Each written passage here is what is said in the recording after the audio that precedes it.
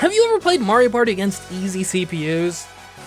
Yeah, it's, not pretty. Sometimes I wonder if they're even trying to win at all.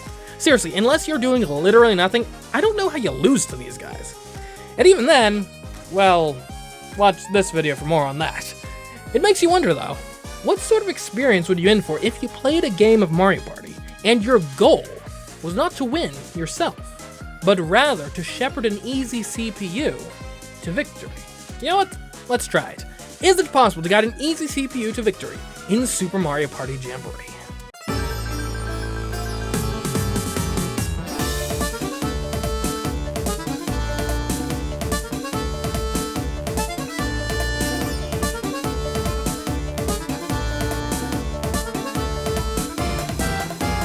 The rules for this challenge are basically the simplest we've ever had. We'll be playing a 10-turn game of Mario Party under party rules against 2 master CPUs and an easy CPU. We win if the easy CPU wins. Simple as that. There are no restrictions on our actions. We are allowed to do whatever it takes to secure our little ray of sunshine victory. So let's get going. I'll be playing as Bowser, and our easy CPU in my care will be Bowser Jr.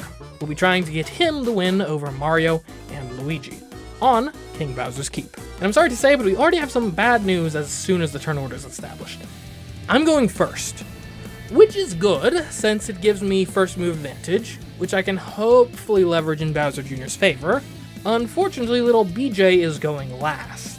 That means it'll be harder to help him directly, since anything we try to set up for him could be ruined by Mario and Luigi before his turn even happens. So say for example we decide to refrain from buying a star on the idea that Bowser Jr. will be able to buy it on his turn instead. If he were directly after us in the turn order, all you have to consider for that maneuver is if he's close enough that it's likely he'll get the star, and whether or not he has enough money to buy it. But with Mario and Luigi taking their turns before him, we also need to consider if they could possibly snipe the star before Bowser Jr.'s turn, and if they might steal his coins before he's gotten the chance to buy it. The initial star placement is also worrying. It's right up on the near segment of the Bowser byway, so pretty early on in the board. I ideally want Bowser Jr. to buy it, but with it being so close, he'd have to do really well in the minigames to afford it. Not all too likely considering that he's up against master CPUs.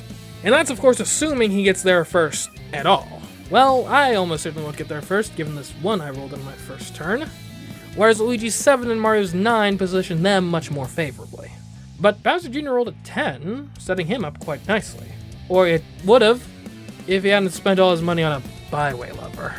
I told you, son, don't spend your whole allowance in one place. That brings us to our first minigame, Snag the Flags.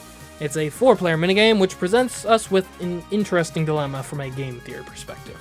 Should we be trying to win? No, I'm serious, because here's the deal. First place gets 10 coins, if they win. Second gets 3, third gets 2, and fourth gets nothing. Let's assume that Bowser Jr. is never winning a free-for-all minigame on his own. If we win, we're denying Mario or Luigi 7 coins. But we're also denying Bowser Jr. 2 coins, which we could guarantee him if we try to lose. Although having the coins myself is still good because I can use them later for boost deals, or to purchase items to help Bowser Jr. along. But there's another dimension to this dilemma, the chance of failure. If I try to lose, I can guarantee that Bowser Jr. gets 2 coins. But if I try to win against master CPUs, my victory is not assured. And if I lose while making an honest attempt at winning, I won't deny Mario and Luigi coins, but I will likely have done enough to stop Bowser Jr. from getting anything. So yeah, basically we can either guarantee a modest success for Bowser Jr., but allow our rivals to thrive, or shoot for the moon to brutally starve out the competition by sacrificing our own child's allowance. But if we fail, we get the worst of both worlds. So what is the right choice? I don't know. But 2 coins, at least right now, doesn't seem like it'll make Bowser Jr.'s fate one way or the other. And I don't back down from a challenge. Winner! I should have backed down from that challenge. Master CPUs are no joke. Turn 2 comes around and a 10 inserts me right into the race for the star. No one has enough money to buy it this turn yet, but next turn someone's going to get it. Not Bowser Jr. though, so seeing that, it'll fall to me to buy it next turn. I skip the shop and head right for the star. At least, if I take the lead, I can pump the brakes down the stretch. What matters now is keeping this star out of Mario and Luigi's hands. Wait, oh no. Mario just landed on an event space and reversed the polarity of the Bowser byway. Now the star is 2 behind me. I won't be able to buy it. Oh wait, but Bowser Jr. just used his byway lever to reverse the byway yet again. So we're back on track. You know what, son? It's like I've always said. An investment in quality tools is an investment in yourself. Anyway, this turn brings us a coin minigame with doubled results. Now I can rack up as many points as I want without feeling guilty in the slightest. Oh, quit with the tantrum. Yeah, you got 0 coins, Bowser Jr. Get good, alright? On turn 3, I reach the star, and considering that Bowser Jr. has 3 coins right now, I'll take it for safekeeping. Luigi used the creepy die on me in retaliation, but lost most of his money to the vault thanks to a Bowser space. Then Mario trapped everyone except me on the byway for the foreseeable future. Bowser Jr. nearly escaped with some double dice, but not quite.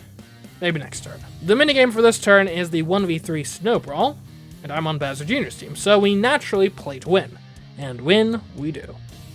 Thanks, Mario. But what's this? Peach is on the byway. Interesting. I didn't get far thanks to the creepy die, but I do have to choose between heading to a shop or Boo, while landing on an event space. Ultimately I went for the shop. You can still get to the Boo from here if you buy a skeleton key, so I figure this way gives more flexibility. Also, if we get Peach, we can buy 2 items, get both a key to get to Boo, and something else for the road. Speaking of which, looks like Mario's trying to court her as we speak. We can't have that, now can we? Wish me luck.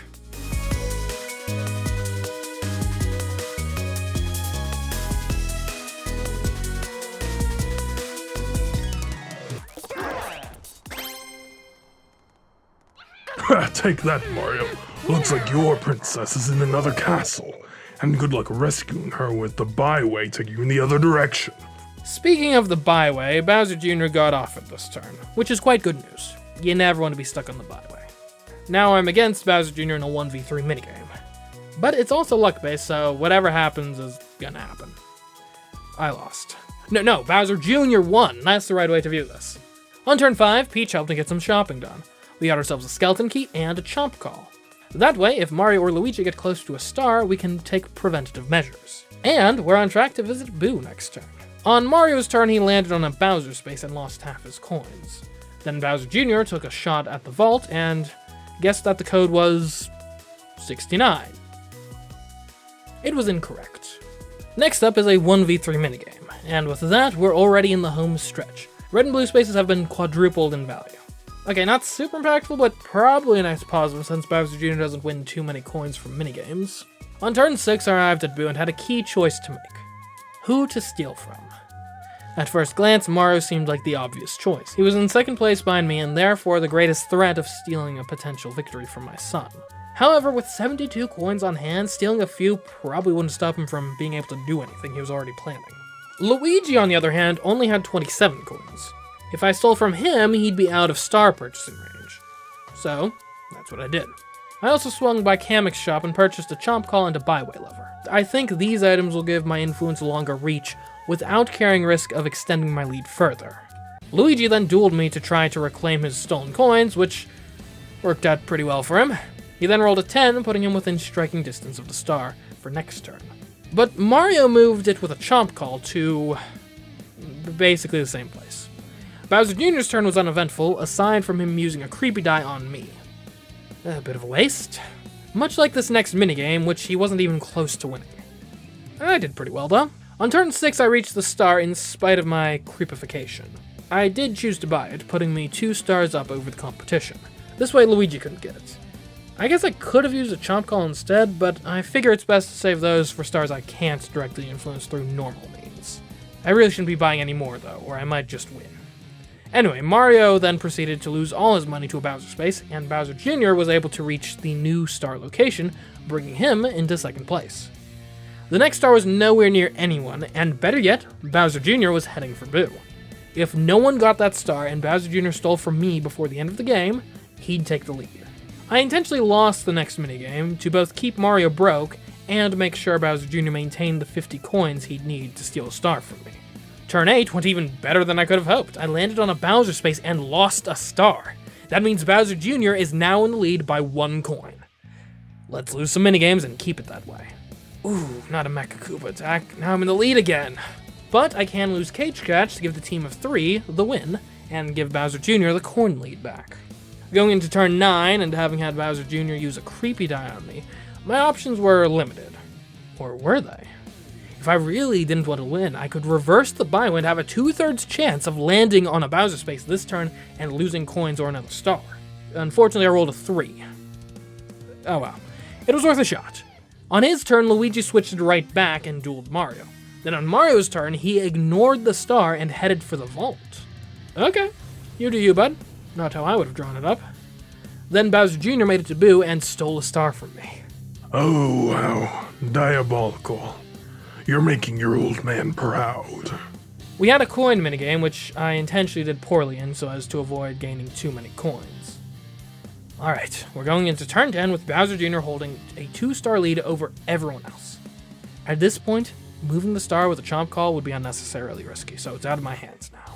Go get him, son. But first, we've got to play Waluigi Pinball.